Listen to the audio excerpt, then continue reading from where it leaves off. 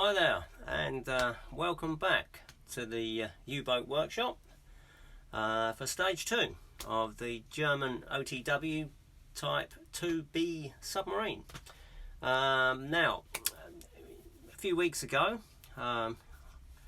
we started to do a bit of work, and we're drilling a few holes. And I just want to see let you see how far we've come in these last few weeks. Unfortunately, due to the weather being so hot, it's not really been workshop weather really to be stuck in the workshop here drilling holes. But anyway, we finally finished all the work we set out to do, and as you can see here, I'm pretty sure what we've done. We've got both holes here now, and we've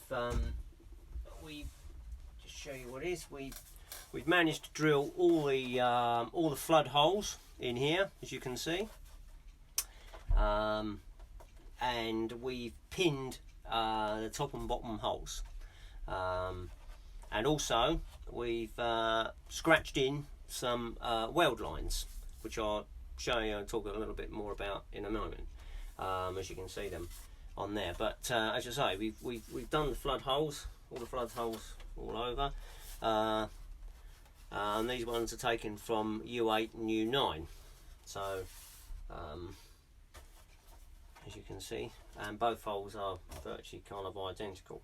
And as I say, we've pinned both the top and bottom hole, and as you can see what we're showing, and as you can see what we've done here, we put in a number of pins, and we got eight pins here.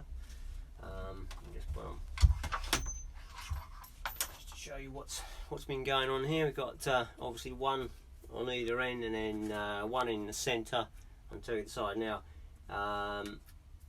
it wasn't too bad actually. I didn't need any filler very much, only at the very ends to make the split really good.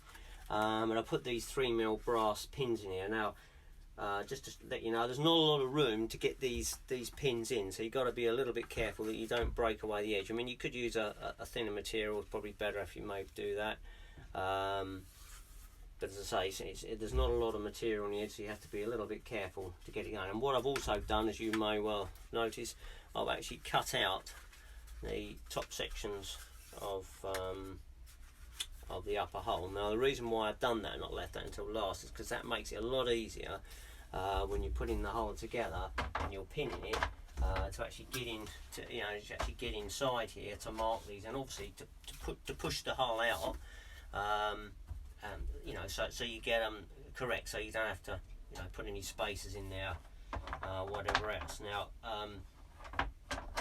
I've managed to get it quite a nice fit. As you can see, that fits nicely, and the seam line's pretty good as well. As you can see, there's it's a nice fit. I've had to do a little bit of filler work on the edges here, just to blend in the tanks and everything else. But I mean, now she's fine, and looks pretty good, ready for next. I've also drilled out some pilot holes here for the dive planes and the keel section at the back here, which you'll find in Bob's OTW's instructions or description, whichever way you want to look at that. So yeah, as I say, what I've done is I've scratched in these weld lines. Now the reason why I've done that is, and you can put weld lines. You don't have to put weld lines on at all. It's not really necessary. But you could put raised weld lines. But what I tend to do is I like to have these lines scratched into the gel coat, and the reason for that is later on when you paint it, these will still be there, and what you can do is you can actually run a little bit of sort of rust paint, watered down with some white spirit, and all you got to do is just touch it and it'll run down in the weld line, and it will look really quite effective. I've done it on a couple of my other boats. And the way you do these welds, the way I do it, is you have to obviously mark them all out. Now I've not put every single line on because it's a bit of an overkill. So I mean, what we've done is just enough of the major lines just to pick out, so when we paint it, it looks pretty good. I mean, I don't want it to look like a suit of armour.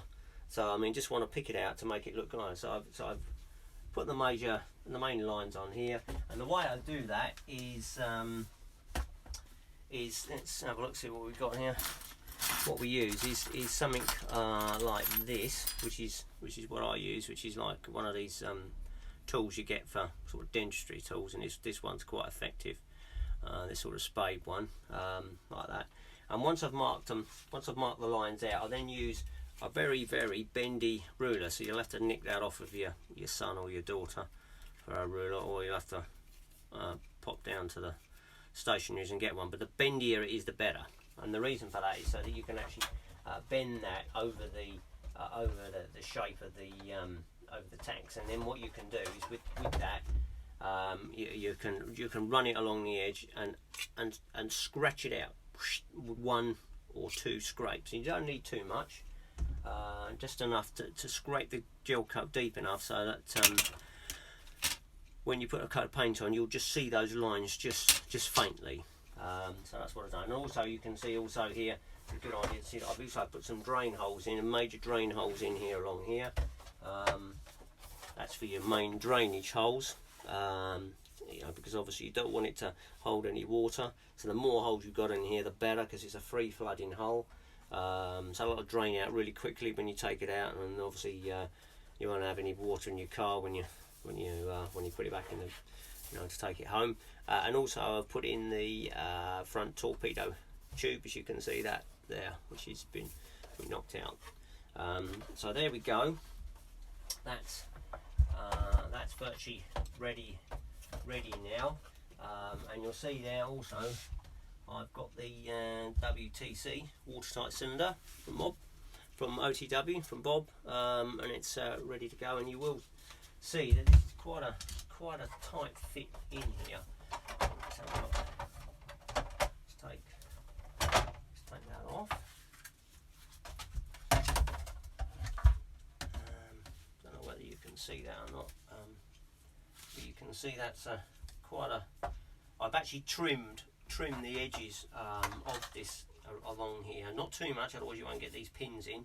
And also a note on those pins also, I've also put some small bits of brass tube in here to take the pins. Otherwise, if you just rely on the edges of the glass, it'll just break away really quickly. So some little bits of brass tubing, just to take the pins. And you can set them in here, and you can see what I've done is I've actually set them in there with the marine filler, which I've done in there, which is easy to fit in. So that's done that. Now obviously you can see that's the watertight cylinder, and you can see how tight that is going in there. That's a pretty tight squeeze in there. There you go. You can see that or not.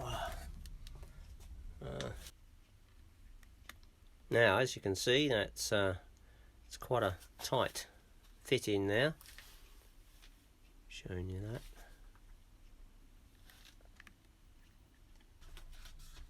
Yeah, as I say, it's not that easy to get out, but I'll just show you how it sort of pops out like that. But you're not going to want to be getting this out that often anyway, so hopefully. So just to run through what we're going to be doing in the next stage. In stage 2, we're going to be fitting all the front and rear dive planes, getting them all up and working. The propeller shafts, we need to drill these holes out and get the rudder fitted in and get the WTC fitted inside here and then lined up with the prop shafts. They won't match perfectly because there's a little bit of difference between the hole centers here and the centers on the WTC, but that won't matter so much because we're going to have some universal couplings, and that will take out quite a bit of that, so not to worry too much about that.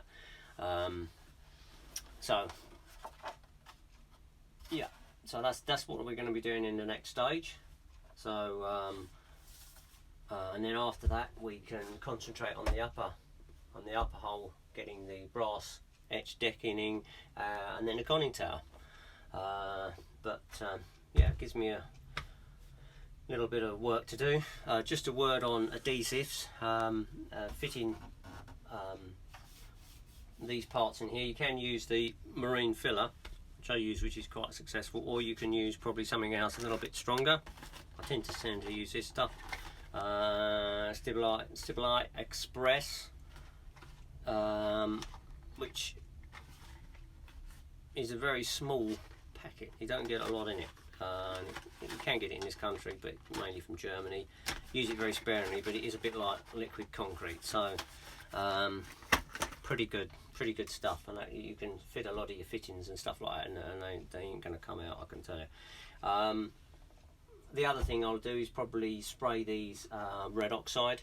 That will highlight any imperfections in the hull. That's the best stuff to use, and then you can see where you need to do a little bit of filling maybe, or something like that, before you paint the whole lot. So but there we go.